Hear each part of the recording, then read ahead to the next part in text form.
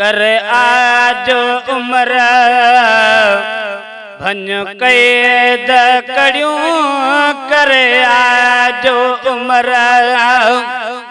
भन कैद कड़ियों ओ मिला मारन साबो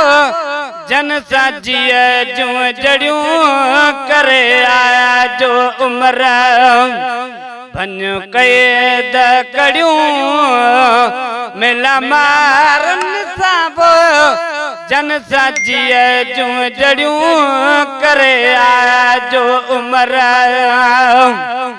नता नेण तकने वो तुझे नाणन देवो तन घोड़न उठन त पलाणन दे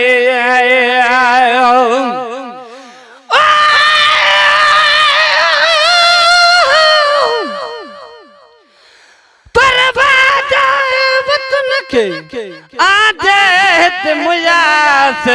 गोर मुझे सुमरात ज पवार ने पास रे जाए डाडा ने देह जी मुझो बलड़ ने बास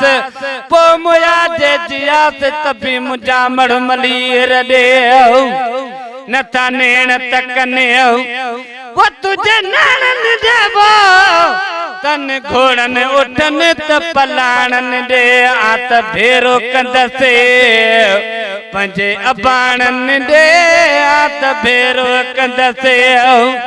पंजे अबाणन दे मुझो नाहन के तो सा दंग दड़ियों करे आजो उम्र है मुझो नाहन के तो सा दंग दड़ियों करे आजो उम्र भन कैद कड़ियों ओ मिला मारन साबो जन साजिय जो जड़ियों करे आजो उम्र एडा तेज तिकाओ ओहे तप न करबो एडो बेडो ही ते आजाब न करे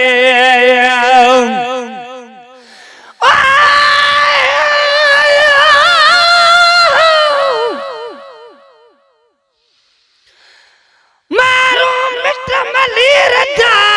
पर क्या से सबई सू सो की भाया सबको औकी तू ही तू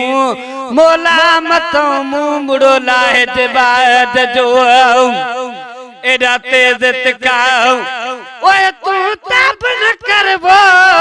हिन बेडो ही ते बेताब न करे भज भेण सगियो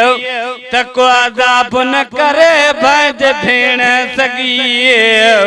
ताजाब न करे पट्यू रोज अदल जो पवने पड़ियों करे आजो उम्र भन कैद कड़ियों मिला मारन साबो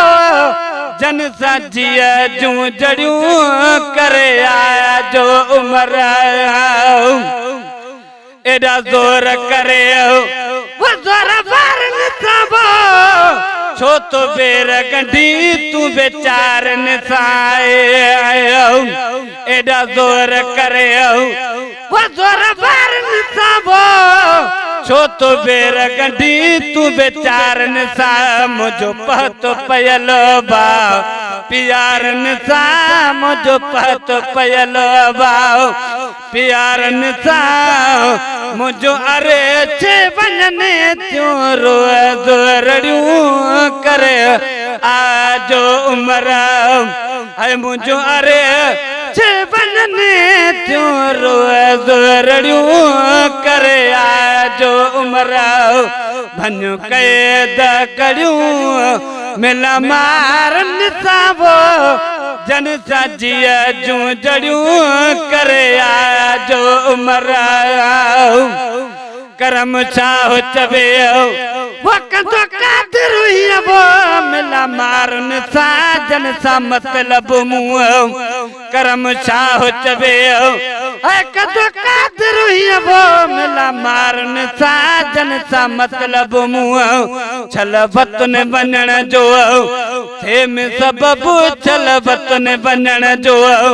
थे में सबबु अखियूं पारे पिरनि सां पाण अड़ियूं करे आ जो उमर भञ कैद करियूं उमिल मारनि सां वो जन सां जिया जो जड़ियूं करे आ जो उमर